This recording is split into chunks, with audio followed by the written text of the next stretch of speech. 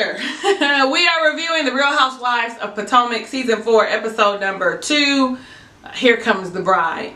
Listen, I wasn't really too excited about this episode, but some of the stuff did pique my interest. I know we going somewhere with all of this, okay?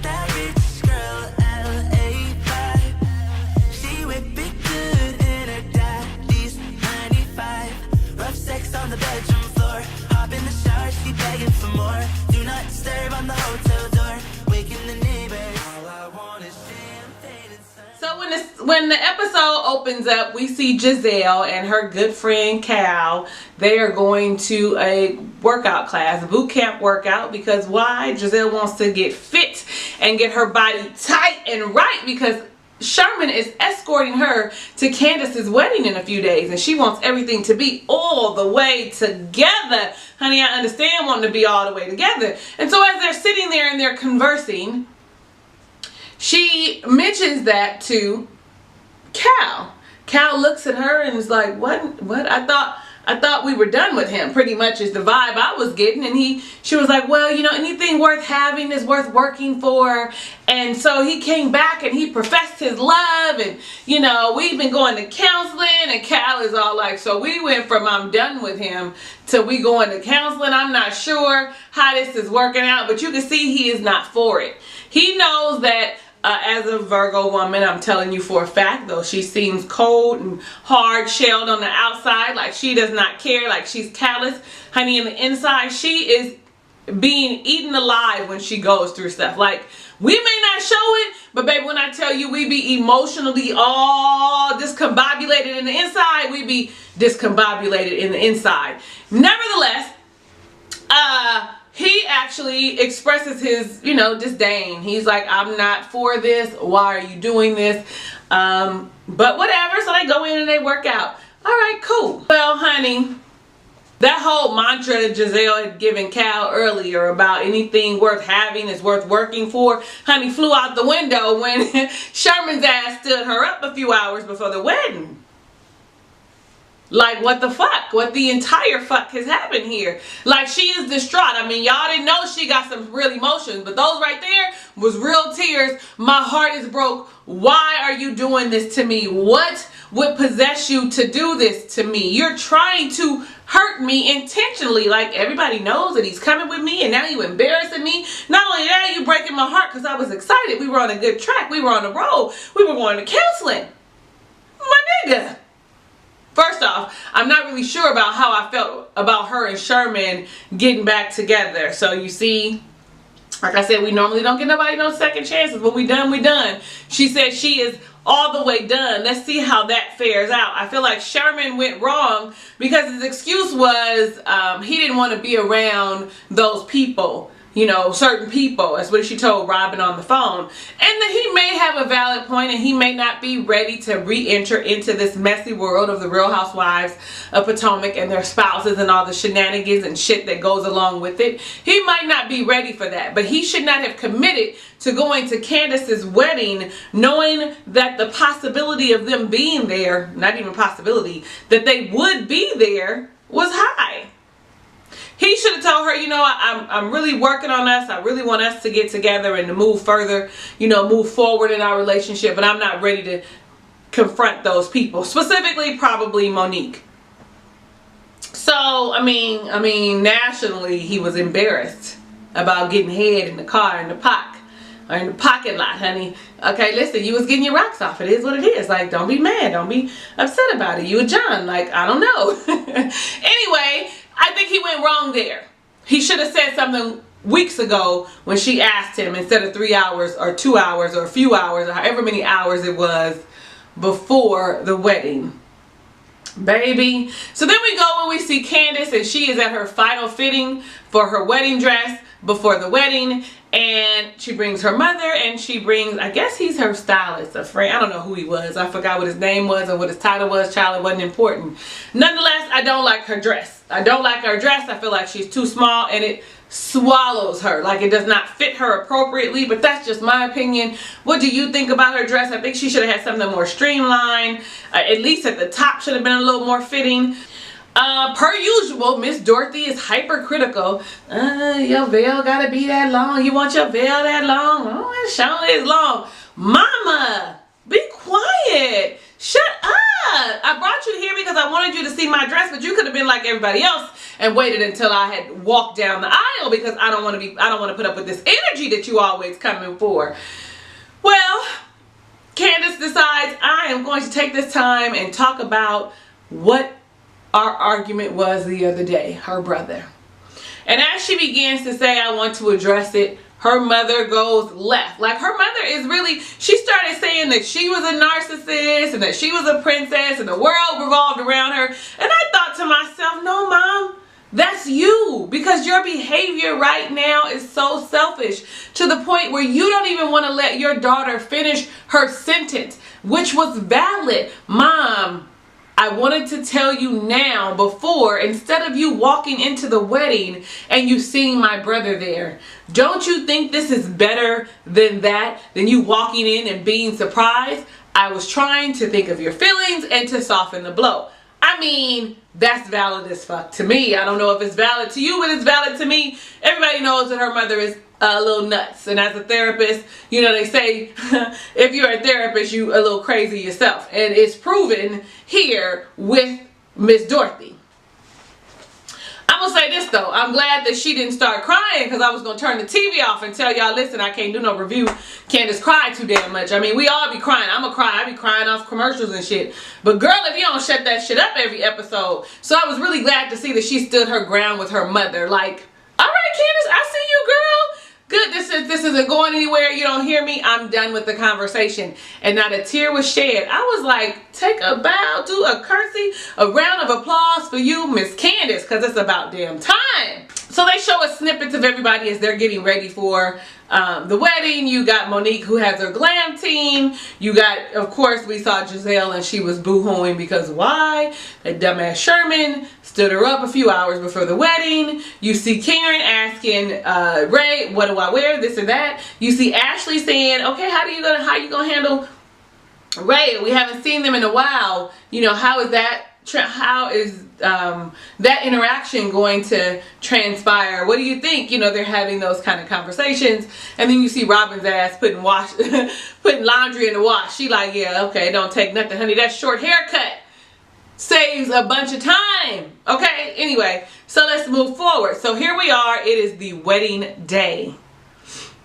We see Chris and his groomsmen, and I think, oh, they look really nice, but why is it 20 of them? Black wedding be having too many damn bridesmaids and groomsmen. And he had about 7 or 8, at least it looked like it to me. It seemed like a flurry of groomsmen, but I didn't see no bridesmaids. Where was the bridesmaids? I did see like 1 or 2 in her room, but I didn't see them like walk down or anything. I hate when they cut that out, because I like to see what their dresses look like. So then we see Candice, and she sees her flowers for the first time. She cried when she saw herself in that wedding dress, but again, I didn't like that dress. I was like, why? That was, you know, back when they was at the bridal store. And so when she saw her flowers, she cried. I'm all like, them look real basic. I needed them to go real close in. Because when I went on her page, I don't really think I got a good glimpse of her flowers on her page either. So Candice is, you know, you want everything to be perfect on your wedding day. And her hair is not cooperating at all. She is upset about it. So that energy is already enough. There's the anxiety of the wedding. Now my hair is not doing right. Here come Miss Dorothy. Oh, does my dress look nice? Oh, I look cute, don't I? Why is this about you today, Miss Dorothy? It's not about you. Yes, you look nice. She wants to go and see her daughter, but her daughter's like, all this opening the door, closing of the doors and stuff, I can't handle it. There's too much going on, and I don't want my mother in here. Pretty much she was saying, I don't want my mother and her negative energy, her negative aura, her picking me, hypercritical, analytical self, picking me apart today. No ma'am, no sir, no thank you. I don't want it. Please tell her she can't come. Honey, and she was like, Jesus, where did I go wrong? When you woke up in the morning. When you woke up in the morning and you became hypercritical and everything was a problem and you overanalyzed her and you therapized her. Is that a word, therapize? It is today. So we see Monique and Chris arrive first. Then after Monique, we see, like right after Monique, we see Ashley and Michael arrive. Now remember, Monique and Ashley, they're not having good, good chemistry right now. And neither is Monique and Karen. Monique and Ashley, Karen and Ashley aren't really gelling. So this is the first time that she would have seen them since, I want to say last season, but she says a long time, which probably means the reunion where they had all those heated conversations, because Ashley and Mike, they kind of stirred the pot, actually threw some coal on the fire and lit the shit. So anyway, let's keep going. The next thing you know, you start seeing everybody, the groomsmen start walking out, and you see the mom getting escorted by her husband, who is very attractive. And I'm all like, she has a husband with this kind of attitude, and she's not over all the shit that happened from her first husband. Child, Jesus, take the wheel. Somebody help her. Honey, she needs, I don't know, honey, baby, listen. So I'm all like, the wedding's about to start. Where is Gizelle? Where is Robin? Where is Karen? None of them are here. And I'm thinking to myself, I know that we used to black weddings being on CP time. Not this one. This one is on time. Ain't no mishaps. Everything, whoever her wedding planner is, everything is going smoothly on time as planned. So if you ain't here already, too bad for you. You will have to come later or have to wait. What did they say? I'm sorry. Candice wants everyone to wait until she walks down the aisle. Makes sense to me. You should have been there on time. You're supposed to arrive 30 minutes early, really, when it comes to the wedding. Hello, somebody. Tell me something. We all be late to everything, but weddings, I think we try to be as close to as on time as possible. So it's nothing like having a good friend you can count on, because Gizelle had a backup plan, which was her friend Cal, and he came with flying colors, was dressed nice, came with a little twig probably from her garden just so that she could laugh, because of course this is something devastating, and of course she couldn't possibly handle this on her own. She didn't want to come. She didn't want to go. So without him, she probably wouldn't have made it. You see Karen and Ray come in. And so I don't know what the rule of thumb is for you guys. If I'm already at the venue and you walk in, the last person to come in should speak. At least that's how it works when you be at the houses. I don't know if y'all agree with that, but I think that Karen saw her first, or Karen walked in late and should have addressed her or should have spoke. But again, they got out on good terms. But we pretend, we be cordial. At least that's what Karen said she was going to do. And for me, if you're not speaking, that don't seem cordial at all. So finally, you get to go in and they sit down, they find some seats, and the vows are being said. Now listen, y'all remember Eva's wedding, right? When I cried at both of their vows, okay, like with tears falling down, especially Michael. He moved me. Remember that? I hope you do. If not, I'll throw it up here somewhere. But I cried. I was not moved by either of their vows. I'm just gonna tell you, for me, I did like how she said, I want to laugh with you for the rest of my life. I did like that statement. I don't know how I felt about his montage of song titles for his vows. It was cute, but I don't know if this was the appropriate time for it. Does that really convey how you're going to feel, or how you feel about me and your vows? I'm not sure. So I'm going to just stand on the fence with this, because I wasn't moved by it. Like I said, it was clever, but I wouldn't have wanted my husband or my fiance to be up there telling me no string of fucking song titles.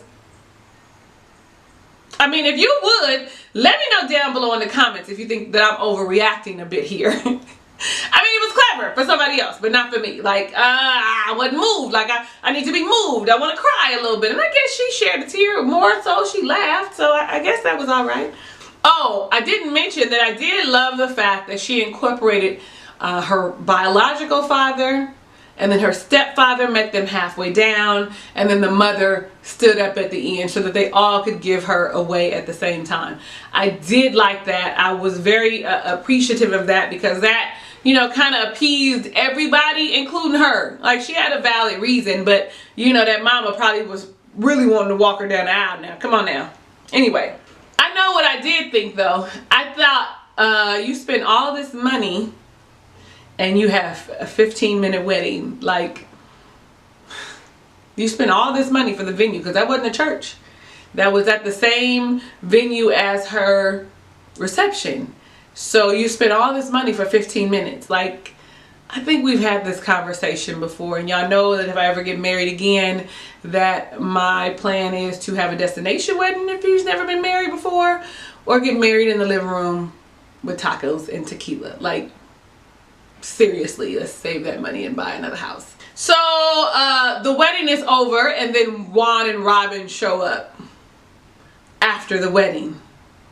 Now Robin was hollering, "Hurry up, Juan, we gonna be late." And they got there and she was like, "Well, I mean, we're late, but as long as we're together, we're right on time." Girl, if you don't shut the hell up, shut your ass up. Like, shut the hell up. I understand that you trying hard. You really want this relationship to work. And I get that the first time around y'all got married, you were too young. I get all of that. But girl, it's been a long time and I don't care about none of that no more. I just want it to work out for you. I just want us to just wait and see. Just stop all these cliche ass shit and make it like, you know, y'all this happy-go-lucky couple. Y'all ain't there yet. Y'all ain't there yet. So just let us see, okay? Robin immediately finds Gizelle and hugs her, and of course Gizelle cries. As Ashley said, I have never seen her be so vulnerable. I didn't know one of the Green-Eyed Bandits could be so vulnerable. But Ashley also was there and very supportive of her. And Gizelle shared with her, you know, that Sherman had, you know, canceled or stood her up, and, you know, how she felt about it and why he did it, or what his reason behind it was.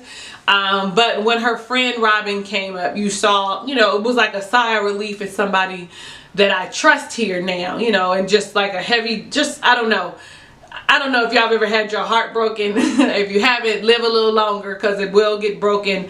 I pray that it don't, okay? But 9 times out of 10, it's gonna get broken. And it's nothing like having somebody who really cares for you there, that you can actually let go. And that's exactly what that was. I hope that humanized her for you guys. I hope that showed you that she does have a softer, sensitive side. Y'all was probably cheering like, that's what she get. Shame on you. Y'all know Gizelle is my girl. Then we see the fellas together. We see Chris, Juan, and Michael. Juan and Michael seem to be pretty close, you know, because he was happy to hear that Juan was going to show up to the wedding. But Chris told Michael that he messy. You messy, and that's the man code, and you shouldn't have said anything. It's almost like you was being a bitch, pretty much is what he was saying. So we see the reception hall before everybody else, because we go in with Candice and Chris, and it is absolutely breathtaking. It is gorgeous. It is nicely done. It went from $125,000 to $200,000 for the reception, or the wedding in its entirety. But it was really pretty. Yeah, I don't want to pay that much money for a wedding. We talked about this before, so I'm gonna keep pushing. We see Robin go and greet Karen and Monique, because, you know, Robin don't have no beef with nobody, even though her and Monique had that beef with that umbrella last season. But she greets them, and then there comes Gizelle right behind him, and she actually is cordial, and she greets them as well. At this point, Monique pulls Gizelle to the side and says, you know, I wanna talk to you for a moment. Oh, we're gonna kiss and make up. So, you know, Monique is like, all the man I wanna kiss is my husband. It was a joke. Girl, you doing too much. Sit your ass down. You know damn well Gizelle don't want to kiss your ass. Like, girl. So Monique begins to tell Gizelle, I really wish Sherman would have come, because I really want to apologize to the both of you. I was hoping that he was here so that I could offer my apologies to him. And she was like, you don't have nothing, Gizelle. You ain't got nothing to say to him. Anything you got to say, you can say it to me. Like, Gizelle, calm down. Girl, I mean, y'all was drinking. Y'all was tossing back shots, and I think the shots is getting to you. And as Monique begins to, you know, trying to apologize, Gizelle becomes defensive and combative and is like, pretty much, I don't want to hear what you have to say. You attacked my man, and if I had attacked your big bear over there, we would have been butts on the floor, which is absolutely true. Monique probably would have hit her had she said something bad or talked or had some kind of rumor going on about Chris, which is true. But I think in this instance, Gizelle was wrong to use this moment to get all huffy. And then here comes Chris. Come on, baby, we gotta go. So Gizelle says, can you just give us one moment, please? He was like, no, this is my wife. I was like, well, damn. I felt some kind of way from there. But you know what you gonna do? He checked Gizelle, and Monique was like, he's kind of protective because I'm pregnant and he doesn't want me to have all this stress. I was like, he was ready to knock Gizelle the fuck down, and I would have been like, well, that was wrong. Like, I would have wanted to fight him then, but I get protecting your woman. I think that he could have probably been a little softer, but what the hell do I know? It probably looked like Gizelle was going at it. And you know, Monique is also, a neck rolling, finger pointing girl too, and be ready to go too. So, you know, I can understand him wanting to step in. And I know y'all was glad that he did. Y'all was like, yeah! Y'all stop. I really feel like Gizelle was not receptive to Monique's apology, and she should have been. She should have opened up more. She should have listened to her. She should have learned how to just be quiet for a little while. Like, learn to be quiet sometimes. Just zip it and hear what the people have to say. Sometimes nothing is everything. We all got to learn that. So then they all go sit down because, of course, they are all seated together at the same table. Juan starts to tell Gizelle that she needs to hang in there because Giselle's like, I am done. It is over. I am done. And Juan is like, yeah, you really need to, give him a shot. You need to hang in there. Maybe you didn't communicate your needs. You want her to hang in there like Robin.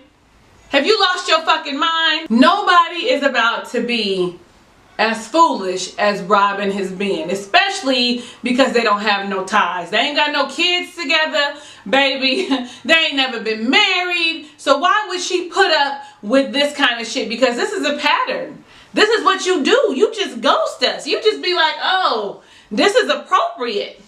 You don't mull it over. You don't think. You just do it. Oh, I can't handle it. It's too much, so I'm gone.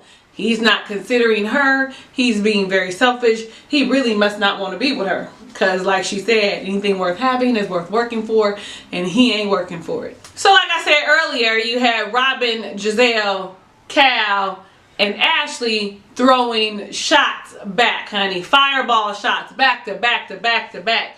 Ashley threw her whole holistic fertility, I'm not drinking out the window as support for Gizelle, okay? Any reason to have a drink, let me support her. I can't have her drinking by herself. That's what friends do. We won't have you drinking by yourself, girl. I'm gonna go ahead and come off this fast. Because I don't want you to be sad and be drinking by yourself. You're going to seem like an alcoholic, a lush. That's not the thing to do. Nonetheless, because Gizelle was feeling some kind of way from the liquor and then her emotions. Y'all know a drunk will tell you the truth. When you listen to what they tell you, it is really how they feel about you. So when they get to cursing you out or when they get to telling you I love you when they drunk, believe it, okay? So I feel like it was very gracious or very classy of Gizelle to go over to Monique and tell her she appreciates and accepts her apology and that she would like for them to move forward in the name of Jesus, amen. I was like, I'm glad that you took the moment, that you had a clear head and you decided, let me go over here and do the right thing and accept this woman's apology, because she did not have to apologize, but she did. And I need to be gracious enough. I need to be grown up enough. I need to be a woman and stand up and be like, I accept it, I receive it. Now, if I handle you with a long wooden spoon or a long handle spoon from now on, that's something different. But I accept your apology and I appreciate you giving it to me. And in that same spirit, she misses her friend Karen, so she goes and she sits down. And I know a lot of y'all don't feel like you should trust her just like Karen. Would you trust her? Listen, would you believe her? I know y'all don't feel like she's sincere, but she is. And it's shown right here. I miss my friend. When I go through this stuff, Karen has always been there and she's not here this time, and it feels different, and I miss my friend. And you can see she genuinely does miss her and really wants to build their relationship back. At least that's how I see it. You may see it differently. Tell me down below in the comments. By the way, she is very touchy-feely. You know, that is a sign of peace, like an olive branch. Me touching you, me extending, you know, my kindness out to you, me, you know, reaching out to you by touch, you know, anything that you do. Like, you know, when you like somebody, you constantly touching them. Same difference. Touch actually kind of seals the emotion. Is that the right way to say it? Anyway, in that same spirit, you heard Michael tell Juan that he actually spoke to Rae, and Rae was receptive and said hello and kind of just tapped him as he walked by, because Ray's a grown man and knows how to handle himself. And like Juan said, that's a step in the direction, but you in the right direction. But you definitely still need to apologize to him, talking about, is everything all right? If you need anything with your business, listen, don't do it. So he definitely needs to fix that. The next thing we see is Candice. She goes off, so she had to go use the bathroom. When in actuality, she was going to change her dress because she had something up her sleeve or in her bra for her new husband. She wrote him a song and sang it with a live band and background singers in front of everyone. Now, I think that was the kindest gesture that she could have done. It was very sweet and very moving because it was specifically for Chris, the love of her life, her new husband. But I thought it was garbage. I thought the performance was garbage. The words of the song were fine. Like, she should have read a poem. But she does have a really great voice. It just wasn't shown right there. I mean, I don't know. Now I'm being like Miss Dorothy, hypercritical and shit. But I'm just saying, this is how I'm feeling. I mean, okay. Lastly, we see Ashley. She getting real fucked up. Oh, we also see, one of the last things we see is Candice's brother actually being introduced. Now, we saw him walking around like next to her or something one time earlier. I knew it was him. You probably knew it was him because they actually look just alike. They have the same I know situation. They both share that the same. Hell, their mouth is probably the same too, except for Candice had braces and her brother did not. But she introduced him to Gizelle because Gizelle wanted to meet her brother. And in the back, you saw Miss Dorothy writhing, seething with anger because he was there and because he was being introduced to people as her brother. I think that just about sums everything up on this episode of The Real Housewives of Potomac. Let me know what you thought about the episode down below in the comments. I mean, there were some good things in there, but it wasn't as juicy, as spicy as we wanted it to be. But we know that that is coming soon enough.